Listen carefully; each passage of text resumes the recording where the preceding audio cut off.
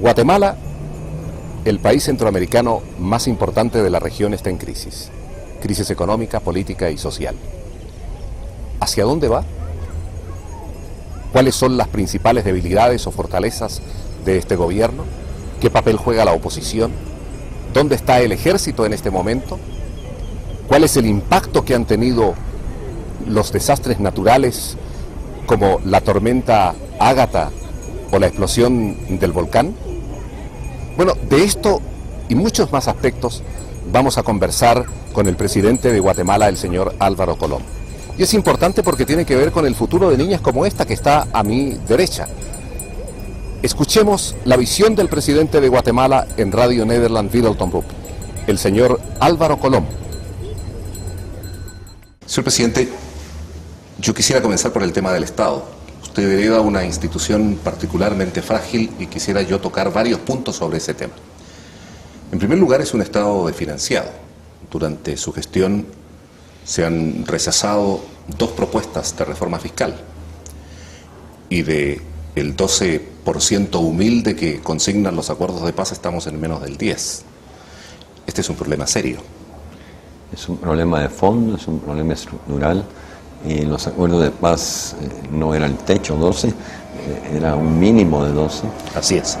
Pero sí ha sido una lucha por una reforma. Vamos a iniciar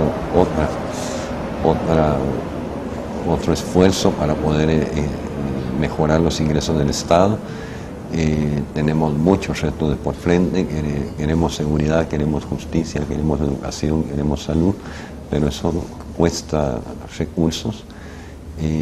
Ahora tuvimos la tormenta Ágata que se suma a más recursos necesarios y estamos por presentar este 2 de julio un planteamiento a la nación de la reconstrucción, pero también de la parte social y la parte de seguridad y justicia, que si no se enfrenta con seriedad, con madurez, con visión de largo plazo, los problemas estructurales van a seguir siendo recurrentes. No son pocos los que coinciden en señalar que tanto el sector financiero como el sector privado del país tienen un problema de carácter histórico, que es negarse sistemáticamente a través del tiempo a una modernización. Y hay quienes creen que mientras no se modernice ese sector, va a ser prácticamente imposible que Guatemala salga de las dificultades que enfrenta. Así es.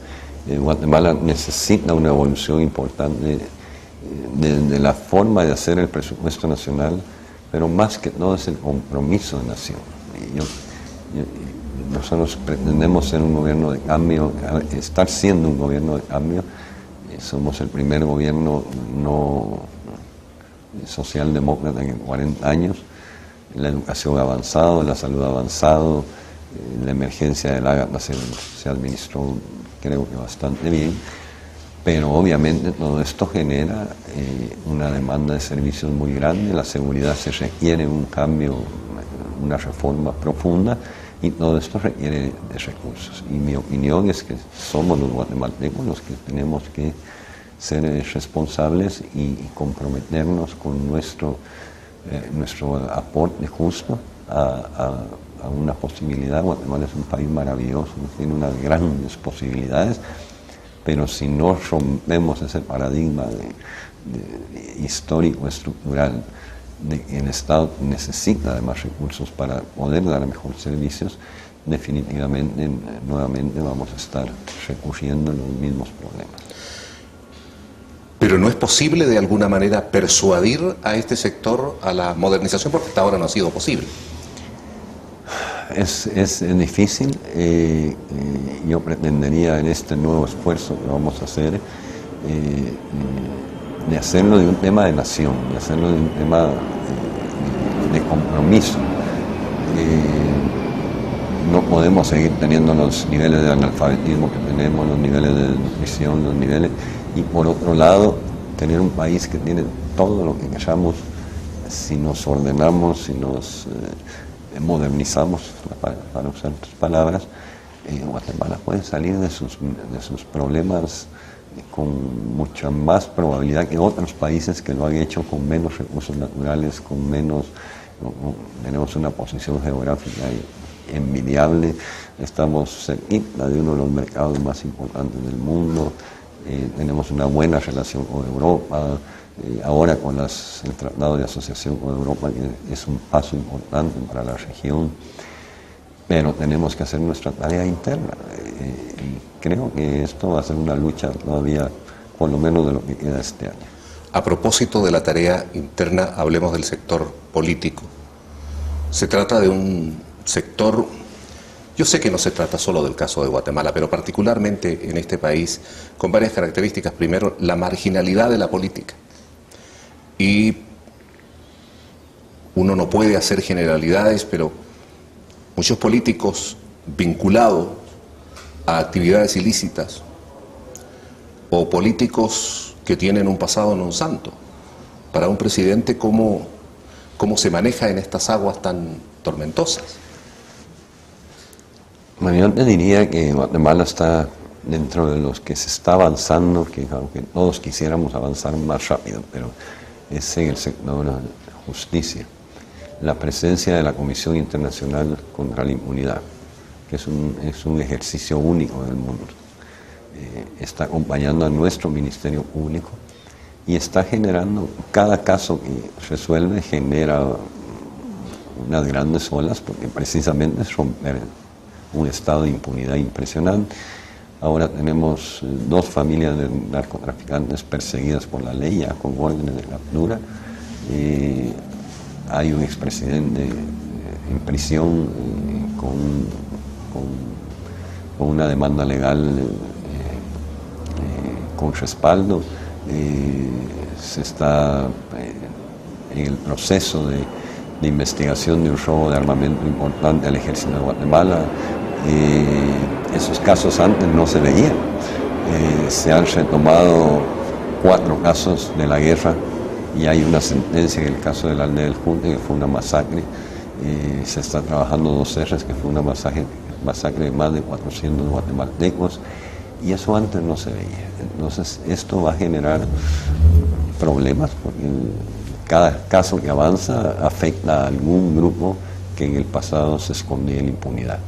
Entonces yo estoy dispuesto a pagar el precio político y yo creo que en los próximos 10-12 meses se van a resolver algunos casos paradigmáticos en el país por medio del Ministerio Público y la CICIG, y esto va a traer muchas lecciones. De hecho, la elección del fiscal ya fue una muestra de que ahora ya no hay más impunidad. Y que estamos tratando de que la impunidad logre que la justicia le llegue a todos por igual, independientemente del cargo, dinero, pueblo al que pertenezca. Siempre del sector político, estos problemas que presenta el sector político no hacen necesaria más que algunas modificaciones y cambios de conciencia, una concepción distinta, reestructural de la política. ¿No tiene usted pensado que en ese plan que usted habla del mes de julio podrían haber considerandos de esa naturaleza? Creo que al día siguiente que tomé posesión he estado predicando la reforma al sistema político, pero pareciera ser una golondrina que no hace verano. El mismo sistema se autoprotege. Tenemos un sistema de partidos políticos muy débil. No hay partido que haya repetido en el poder. Nace, gobierna y se muere.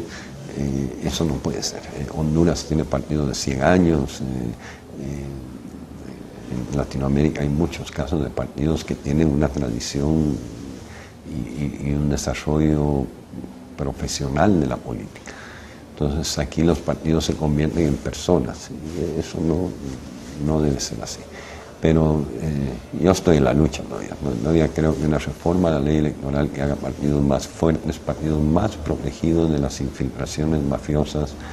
Guatemala está en una agresión impresionante de los carteles de droga y tienen mucho dinero, tienen mucho poder, tienen armamento, tienen de todo, y con relativa facilidad pueden infiltrar el sistema político. Ha nombrado usted justamente al crimen organizado, al narcotráfico. Me decían el día de ayer llamémosla fuentes bien informadas, que hace 2 años atrás el crimen organizado controlaba de una forma u otra el 40% del territorio nacional y que 2 años después estaba en el 63%.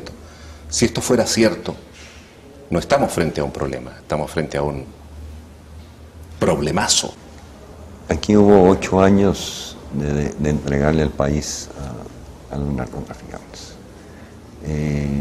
Primero violando la ley de la Policía Nacional, que había costado tanto después de los acuerdos de paz, y se empezaron a poner jefes que no eran de carrera y que venían del oscuro pasado. Eso empezó a descomponer una Policía Nacional Civil nueva.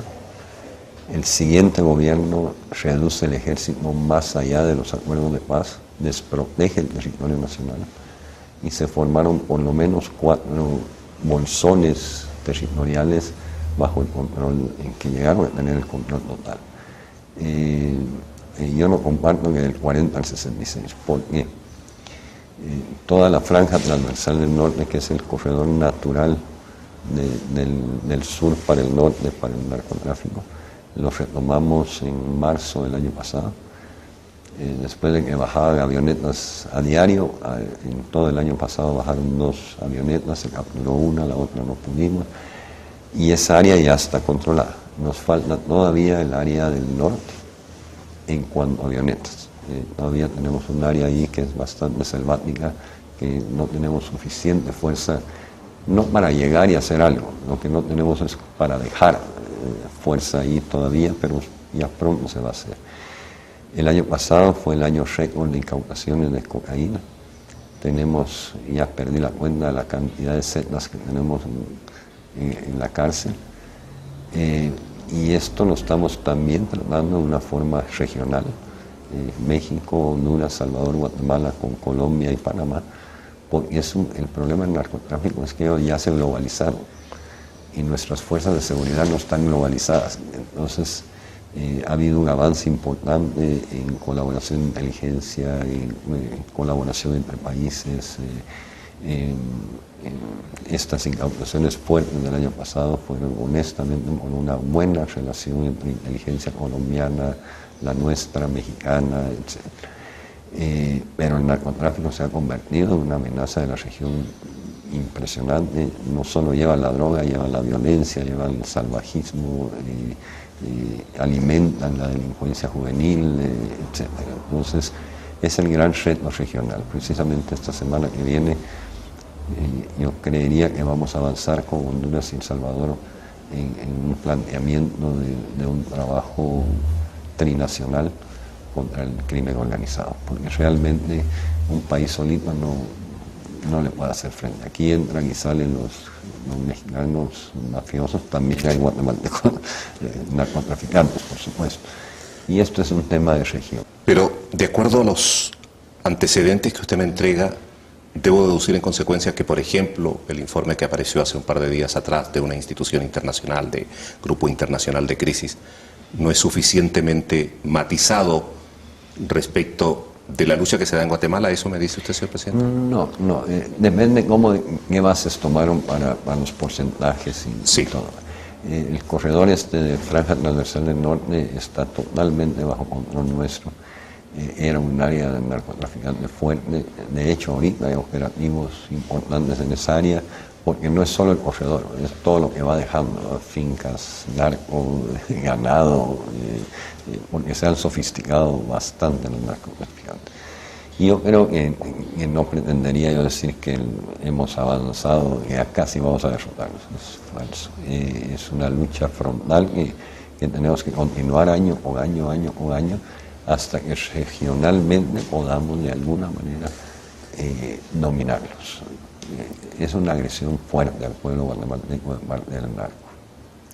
2 cosas más sobre el Estado, sobre el tema de la sociedad civil, los movimientos sociales que parecen embarcados en metas bastante maximalistas, sin saber precisamente a qué puede conducir una confrontación de esa naturaleza. ¿Le están haciendo la vida muy difícil? Bueno, yo creo que un gobierno democrático la música de la democracia es la protesta, Guatemala tiene muchos rezagos históricos. Yo pienso que hemos avanzado fuertemente en salud y educación. Supuestamente era gratuita, pero no era nada gratuita, se puso gratuita desde el año pasado. Hubo un aumento de la escolaridad impresionante, más que en los últimos 6 años, 37% diversificado, 27% básico, 9% primaria y 37% preprimaria. Y son avances de educación que no se habían tenido. En salud pues se han incrementado los servicios, etcétera. Falta todavía mucho por hacer. Y tenemos varios rezagos. Está el rezago de pueblos indígenas. Nosotros creemos que vamos avanzando poco, pero vamos avanzando. Una sociedad con impunidad, etcétera, generaba que la participación social se complicara en algunas circunstancias. Este gobierno logró quitar, mi gobierno logró quitar cualquier cosa que sea grupos paralelos, cualquier cosa que suene a ingresar a una cárcel y matar a los presos allá adentro. Eso en mi gobierno no ha sucedido. Obviamente hay un proceso de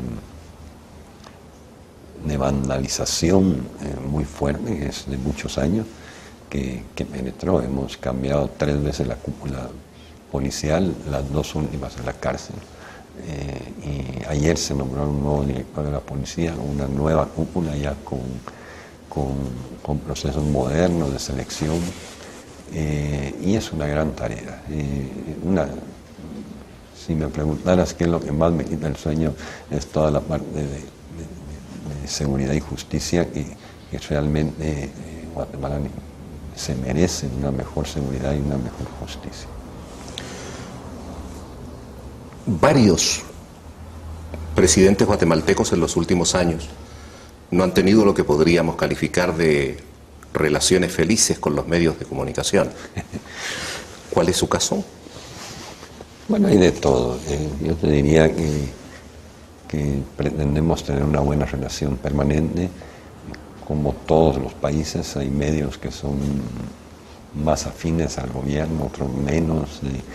Nosotros no pretendemos que haya luna de miel, pero que la prensa hace su trabajo, es un trabajo importante, la comunicación. Como presidente yo trato a todos los medios por igual, no hay preferidos.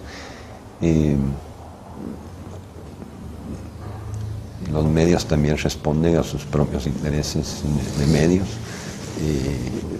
Les gustarán algunas cosas que se hacen, otras no les gustarán, pero yo considero que tenemos una relación normal. Pero si yo busco en los medios de comunicación de los últimos días las críticas que se le hacen al Ejecutivo, lo normal es que señalen que el presidente es indeciso y que por eso se agravan los problemas en el país. Al decir de una relación normal es que yo respeto la opinión de todos los periodistas, no la comparto en muchísimos casos. Esta semana en particular, si tú buscas de aquí del 27 de mayo aquí un reconocimiento al gobierno por cómo trabajó la emergencia del Ágata, no lo encuentro. Y fue ejemplar. En 5 días pusimos el aeropuerto a funcionar. En 7 días estaban todas las carreteras limpias después de una tragedia nacional enorme. Y no hay un solo reconocimiento de que eso fue bien manejado. Aquí hubo otra tormenta en el 2005 que fue un desastre. Nosotros todavía estamos construyendo casas que no se construyeron en el gobierno anterior. Pero ese tipo de cosas suceden en la vida normal. Si no se quiere reconocer, pues que no se reconozca. Pero el avance en salud, el avance en educación, el avance en la reducción de la pobreza, que obviamente no se puede reducir en 4 años todo, pero ahora hay más niños y niñas en las escuelas, ahora hay más familias atendidas por el sistema de salud. Tenemos los mejores números macroeconómicos de la historia. Hemos sido calificados mejores como país por las calificadoras. tenemos una macroeconomía sólida a pesar de la crisis del año pasado. Nadie reconoce eso, públicamente. Me lo reconocen en privado. ¿Por qué? Porque les aterra que pudiera el grupo político nuestro repetir. Les aterra. Porque somos el primer gobierno independiente en los últimos 50 años. Somos el primer gobierno que no pide permisos, que hace lo que cree que se debe hacer. Y creo que es parte de nuestra cultura guatemalteca. Yo llevo 10 años de estar desinformado, y ahí vamos, y ahí estamos en el poder. Y hoy precisamente estábamos analizando ahí buenos números macroeconómicos, mejorados los índices sociales. La seguridad todavía hace falta consolidar procesos importantes. La justicia se está avanzando. Socialmente la gente está atendida. Y uno dice, bueno, entonces hoy hablaban de que la crisis en el gobierno, porque 3 ministros se fueron, y se fueron, uno por verdadera enfermedad y 2 por cansancio. Tenían 2 años y medio de estar de ministros, 40% de su tiempo en el Congreso, no se avanza en el Congreso con la reforma tributaria. Por lo menos el caso del ministro de Finanzas fue una decepción total de no poder avanzar en la reforma fiscal. Y eso es porque somos un gobierno independiente. Si nosotros hubiéramos cedido en otras cosas, a lo mejor las cosas fueran distintas, pero yo estoy convencido de que, mira, indeciso dice, ¿qué presidente ha metido a la cárcel a un ministro? Yo tengo perseguido al exministro de Gobernación porque hay un señalamiento de corrupción. 3 cúpulas policiales, 2 cúpulas militares en el primer año. ¿Qué presidente de Guatemala se había animado a cambiar cúpulas militares sin preguntar? ¿Y por qué lo hacemos? Porque el sistema estaba mal y había que corregirlo. Entonces creo que la historia va a juzgar. La historia va a juzgar de quienes arruinaron el sistema de seguridad y justicia y quienes lo compusieron. Por supuesto es un proceso doloroso, largo, pendiente y todavía con llovizna. Así que, y vamos para adelante. Señor Álvaro Colom, antes de pasar al tema de la CICIG, quisiera hacer una referencia al tema de Rosenberg.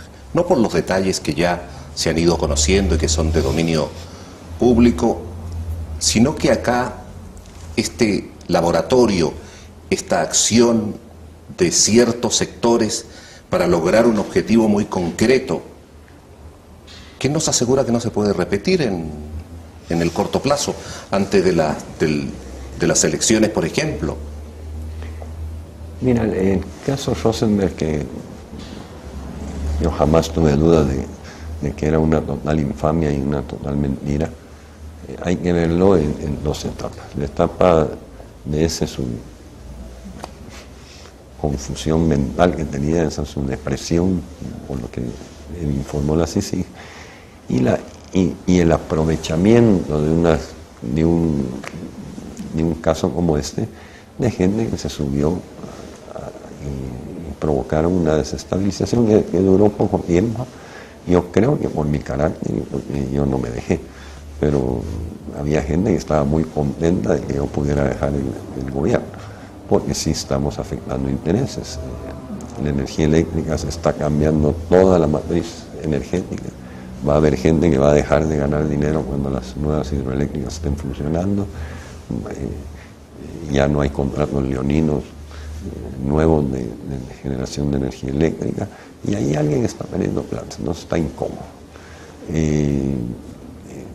Los juicios que te decía están molestando a muchos exoficiales del ejército que estuvieron comprometidos en violaciones a derechos humanos, y la ley es igualita para todos, y eso no se hacía antes. Los presidentes preferían no meterse y yo sí quiero un país con justicia, yo sí quiero un país con seguridad, con salud y educación. Pasemos a la Comisión Internacional en contra de la Impunidad en Guatemala, la CICIG. El señor Castresana, cuando renuncia, no lo dijo así, la verdad, tengo que confesarlo, pero en buen romance vino a decir, mire, entre otras razones me voy porque no he tenido ni el apoyo del Poder Legislativo ni del Ejecutivo. Yo tengo una excelente relación con CICIG y con el doctor Castresana desde el inicio. Le doy datos. El expresidente no lo recibió nunca. Yo me debo reunir, si no 2 veces a la semana, por lo menos 1 vez a la semana, viendo lo que se necesita. No hemos podido cumplir con algunas situaciones, fundamentalmente por financiamiento. No se puede aumentar el número de fiscales de la noche a la mañana. En un año de crisis financiera como el año pasado era imposible. Sin embargo, logramos implementar la ley de escuchas telefónicas, que no sé por qué en el pasado no quisieron implementarla. Nos ha ayudado enormemente para la lucha contra extorsiones y secuestros. Se logró la ley de armas y municiones, que llevaba años de estar en el Congreso. Se logró una nueva y más drástica ley del uso de armas ilegales. En fin, se avanzaron, pero el doctor Castresana tiene razón. Hay ciertas cosas que el Ejecutivo no pudo apoyar como deberíamos. Fundamentalmente no era voluntad, era dinero, era financiamiento. Yo valoro enormemente el trabajo de la CICIG. Va a ser un parteaguas contra la impunidad en Guatemala. Ya se vio en 2 casos y vienen ya, si mal no son 38 casos que vienen detrás, que después de 2 años de funcionar, obviamente ahora viene la producción, digamos. Se está preparando, CICIG no armar todo un sistema de información y todo, porque estábamos mal, había una impunidad impresionante. Entonces mi opinión es que Guatemala necesita la CICIG. Hay que apoyarla, hay que redoblar esfuerzos para apoyarla. Yo lamento la renuncia de Carlos, porque realmente ha dejado al país un legado importante de demostrar. Es una persona muy firme, una persona increíblemente persistente, que es la labor para la cual se estableció la CICIG. No son los poderes del Estado, pues también él dijo los 3 poderes, dijo que no había apoyo. Y ayer tuvimos una reunión, los 3 poderes del Estado, preocupados de que ahora tenemos que hacer un compromiso doble con CICIG de poder avanzar.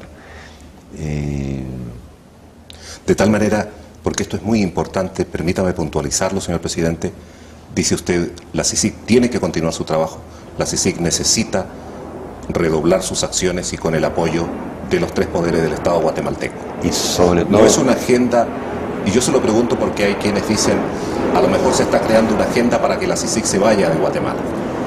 Yo te diría que hay grupos que quisieran que se vaya a la CICIG, digamos, todos los que se sienten amenazados por la impunidad. Yo te digo una cosa, el caso Rosenberg, hasta el día de hoy tal vez es lo peor que me ha pasado a mí en la vida política. No es gracia que le digan a uno todas esas cosas. Pero creo que es un buen ejemplo de la fragilidad que tiene el país. No me preguntabas si no se puede repetir lo de Rosenberg. ¿Tú te hubieras imaginado lo que hubiera sido Rosenberg sin la CICIG? Un infierno. ¿Por qué? Porque nuestro sistema estaba mal. Entonces sale nuestro fiscal general diciendo lo que dijo el señor Castresana. Nadie lo hubiera creído, honestamente. Por tratarse del presidente, de la primera dama, del secretario privado. Pero se demostró que no. Yo creo mucho en los procesos. Nosotros provocamos una multiplicidad de procesos de cambio. En áreas que no provocan cuestiones políticas como salud y educación. Pero también en el área del Ministerio Público, como se sigue. En el área de la depuración del ejército, ya creo que está totalmente tranquilo, y desde diciembre del 2008 es la misma cúpula, está tranquila, y estamos trabajando muy bien con el ejército. El caso de la policía sí es cosa seria, la verdad. Hemos encarcelado no sé qué cantidad de agentes, de comisarios, hay 2 jefes de policía en la cárcel, bajo juicio, apoyados por CICIG. Y ayer se acordó de que CICIG va a acompañar también al Ministerio de Gobernación en el proceso de seguimiento interno de la Policía Nacional Civil. Y eso es un avance importante. Entonces, yo defiendo muchísimo a CICIG. No quisiera que se fuera el doctor Castresana, pero él tiene derecho. Lo atacaron salvajemente. Es un hombre, yo lo conozco, creo que bastante bien, no se merecía un solo ataque de esos y él está dándole a la sociedad. Entonces, para tu pregunta, sí hay grupos que no les interesa que haya CICIG porque les va a caer la ley, pero son gente mafiosa, es la gente que tiene pecados, que tiene crímenes en el pasado y que le aterra que ese sistema de CICIG apoyando al Ministerio Público le llegue a las puertas de su casa. A propósito de estos ataques despiadados en contra del señor Carlos Castresana, hay gente que llega a la triste conclusión de que la salida de Castresana es el triunfo justamente de aquellos sectores. Aquí tenemos una expresión, le salió el tiro por la culata. Creo que lejos de debilitar CICIG, vamos a tener la oportunidad de fortalecerla. Y yo te podría garantizar que de parte del Ejecutivo ya está viendo, pero cuando venga el nuevo comisionado va a haber un compromiso y un apoyo redoblado. Yo voy a defender CICIG, voy a defender el Ministerio Público, porque creo que debemos avanzar como una sociedad de una convivencia en paz. No podemos seguir viendo a los asesinos ni siquiera llegando a juicio. No podemos seguir viendo gente que se paseaba por la ciudad dilapidando los recursos del Estado. Entonces yo creo que ni teniendo grupos paralelos de exterminio, esas cosas ya no hay, gracias a la CICIG. Yo estoy seguro que cualquier guatemalteca decente, honrado, que pueda dormir tranquilo, etcétera, va a aplaudir el trabajo de CICIG. Los que no duermen tranquilos son los que van a dormir menos tranquilos porque tienen su conciencia sucia. Seguramente el comentario y la crítica que más me ha impactado en estos días en Guatemala ha sido la siguiente, de un especialista guatemalteco. Están tan mal las cosas en Guatemala que es estable imaginar que exista en el futuro una tutela internacional. Se estaba refiriendo a la eventual presencia de cascos azules y todo lo demás. Y contrario a mi costumbre y ética profesional, por primera vez voy a dar una opinión en esto, porque creo que sería realmente lamentable que los guatemaltecos dejaran de tener en sus manos su futuro. Cuando yo estaba en campaña y hicimos nuestro plan de gobierno, nuestro plan de seguridad, etc., yo lo he dicho públicamente muchas veces. Nuestro equipo del plan de seguridad falló en algo importante. No dimensionamos el grado de destrucción que tenía la Policía Nacional Civil. Sabíamos que estaba mal, pero lo que fuimos a encontrar fue total. Y te doy una primicia, ya del pasado, pero no lo sabe nadie. En el mes de abril del 2008, yo tenía 3 meses de ser presidente, hice la consulta de los cascos azules. Porque yo veía venir que teníamos 2 caminos, o un apoyo, una intervención de esa naturaleza, o un camino más largo. La decisión de mi equipo político y yo diría de los guatemaltecos fue mirar, sería una tragedia para el país. Y es un país que está bien económicamente, que tiene recursos económicos, tiene recursos naturales. Tenemos una democracia que ha funcionado desde el 86 y total se dijo mejor no. Y no me arrepiento de no haberlo hecho, de ver. Se tomó el camino largo, que fue el camino de depuración. Yo recuerdo un consejo que me dio Álvaro Uribe recién tomado posesión, creo que fue el día de toma de posesión. Me dijo, te vas a cansar de destituir policías. Y no me he cansado todavía, pero sí hemos destituido una barbaridad en beneficio de los buenos, porque también hay buenos policías, hay buenos comisarios. Entonces sí es pero tú conoces bastante Guatemala. Así es. Aquí hay una cultura muy arraigada, sobre todo en los ámbitos de opinión, apocalíptica. Hoy leía unos artículos que yo dije, esta gente de veras.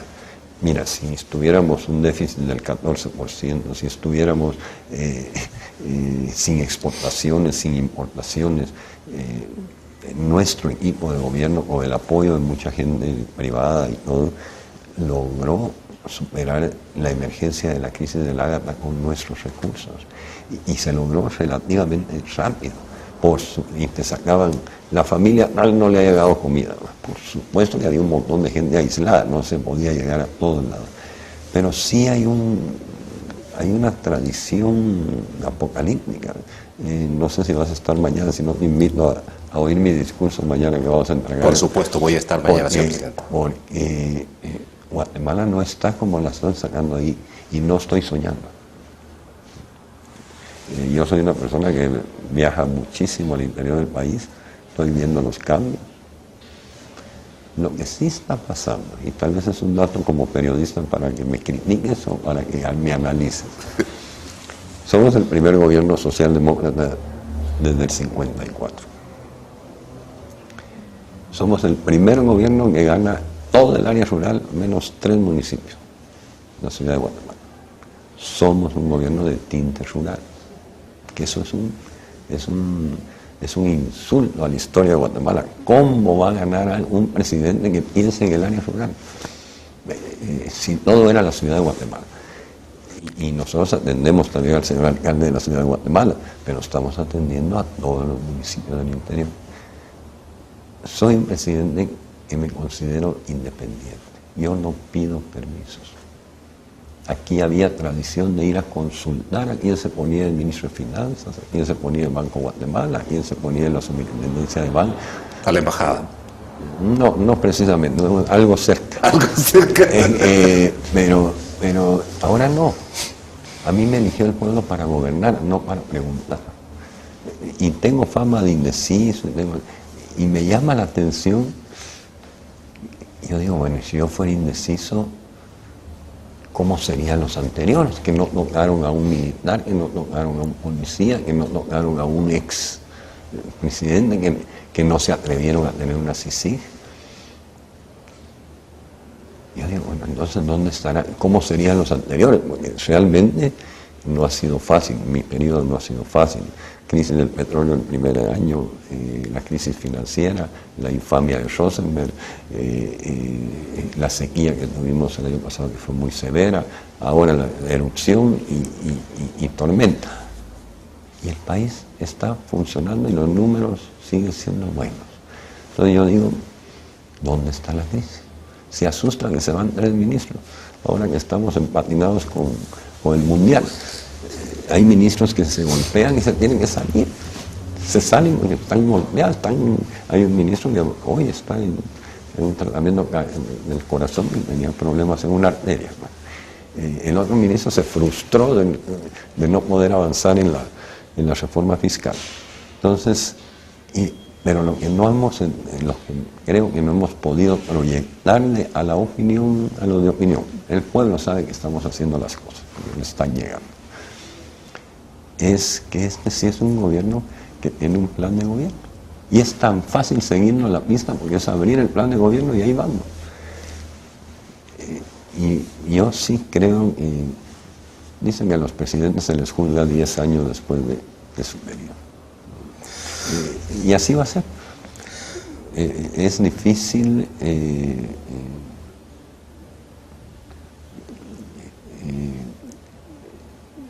gobernar un país que estás cambiando. Pero no me trajeron a la fuerza aquí, vine por mi propio gusto y me siento entusiasmado y con firmeza a pesar de todo lo que nos ha tocado. Y no me quejo, simplemente hay que enfrentar, pero hay que hacer los cambios. Mira, no podemos seguir siendo tan desiguales todos. No podemos seguir pensando que ya pasó la tormenta porque ya están aterrizando aviones y porque ya los camiones pasan las carreteras. Hay miles de guatemaltecos en las aldeas afectados por la tormenta y que eso va a durar un periodo larguito de recuperación. Y yo estoy llamando a la unidad nacional, pero ahora todo tiene que ser electoral. Guatemala tiene todas las posibilidades de tener un buen año, terminar un buen año 2010. Hemos recuperado todos los indicadores de exportaciones. El comercio está normal ya, a pesar de la tormenta, a pesar del volcán, a pesar de todo eso. Entonces creo que hay que seguir para adelante. Señor Colom, me ha complacido mucho al entrar a la Casa Presidencial ver ondear dos banderas, la de Guatemala y la centroamericana. Así es.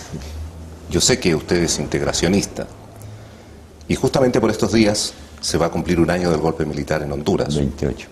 Usted es uno de los poquitos presidentes que ha apoyado al nuevo mandatario Lobo.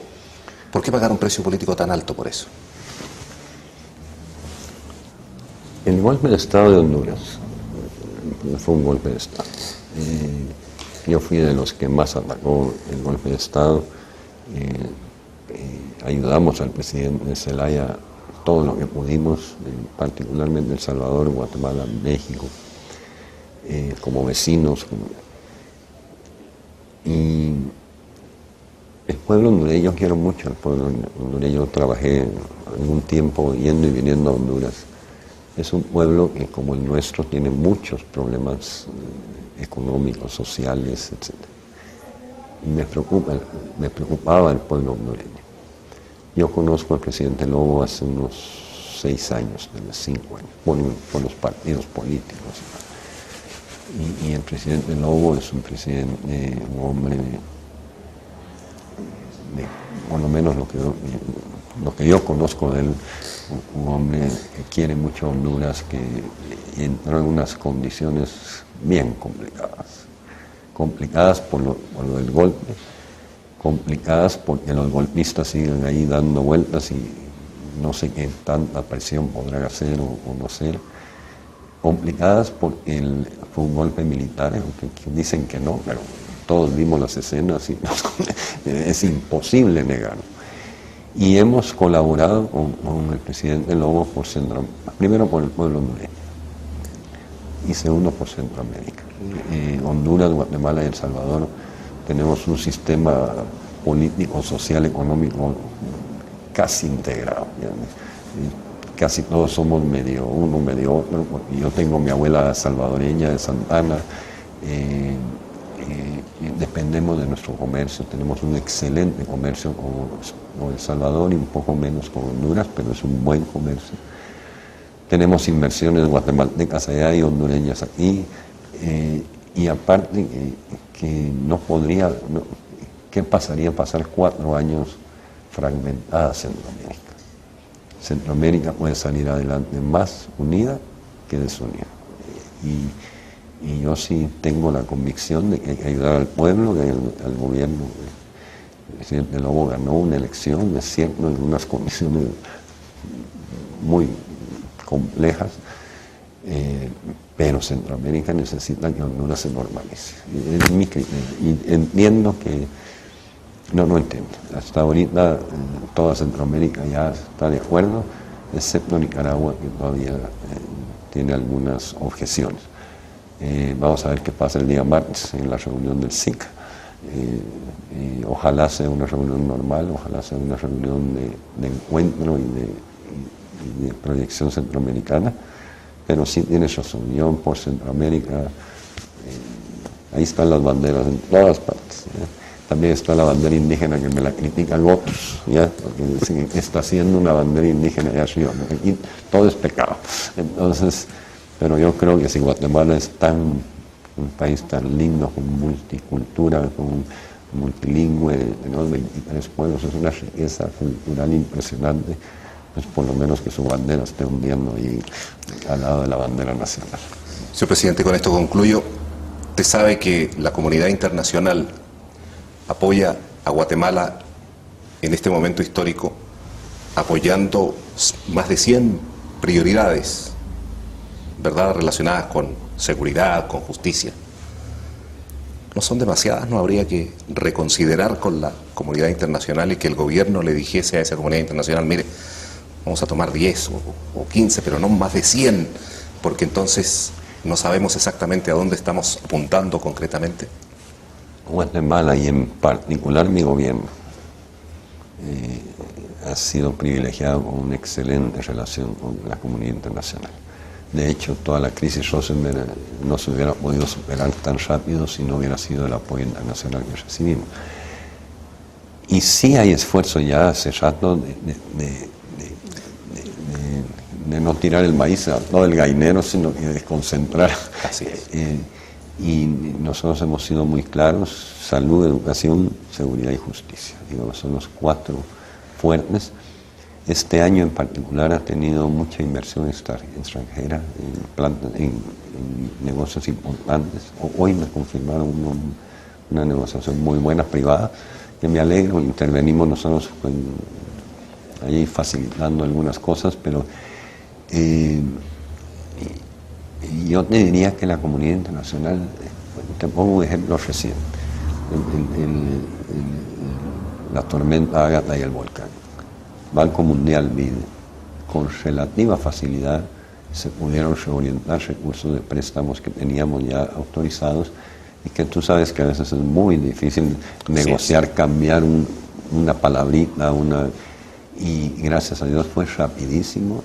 Hoy por hoy tenemos ya los recursos para reconstruir todas las escuelas, son 1.200 y pico de escuelas.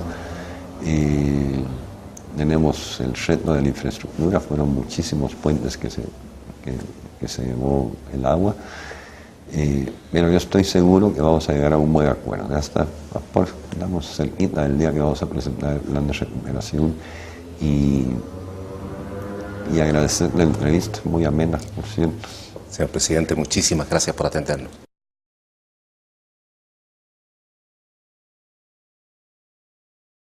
Guatemala, el país centroamericano más importante de la región, está en crisis económica, política y social. ¿Hacia dónde va? ¿Cuáles son las principales debilidades o fortalezas de este gobierno? ¿Qué papel juega la oposición? ¿Dónde está el ejército en este momento? ¿Cuál es el impacto que han tenido los desastres naturales como la tormenta Ágata o la explosión del volcán? Bueno, de esto y muchos más aspectos vamos a conversar con el presidente de Guatemala, el señor Álvaro Colom. Y es importante porque tiene que ver con el futuro de niñas como esta que está a mi derecha. Escuchemos la visión del presidente de Guatemala en Radio Nederland Wiedeltomroep, el señor Álvaro Colom. Señor presidente, yo quisiera comenzar por el tema del Estado. Usted hereda una institución particularmente frágil y quisiera yo tocar varios puntos sobre ese tema. En primer lugar, es un Estado desfinanciado. Durante su gestión se han rechazado 2 propuestas de reforma fiscal, y de el 12% humilde que consignan los acuerdos de paz estamos en menos del 10%. Este es un problema serio. Es un problema de fondo, es un problema estructural. Los acuerdos de paz no era el techo 12, era un mínimo de 12. Así es. Pero sí ha sido una lucha por una reforma. Vamos a iniciar otro esfuerzo para poder mejorar los ingresos del Estado. Tenemos muchos retos por frente. Queremos seguridad, queremos justicia, queremos educación, queremos salud, pero eso cuesta recursos. Ahora tuvimos la tormenta Ágata que se suma a más recursos necesarios, y estamos por presentar este 2 de julio un planteamiento a la nación de la reconstrucción, pero también de la parte social y la parte de seguridad y justicia, que si no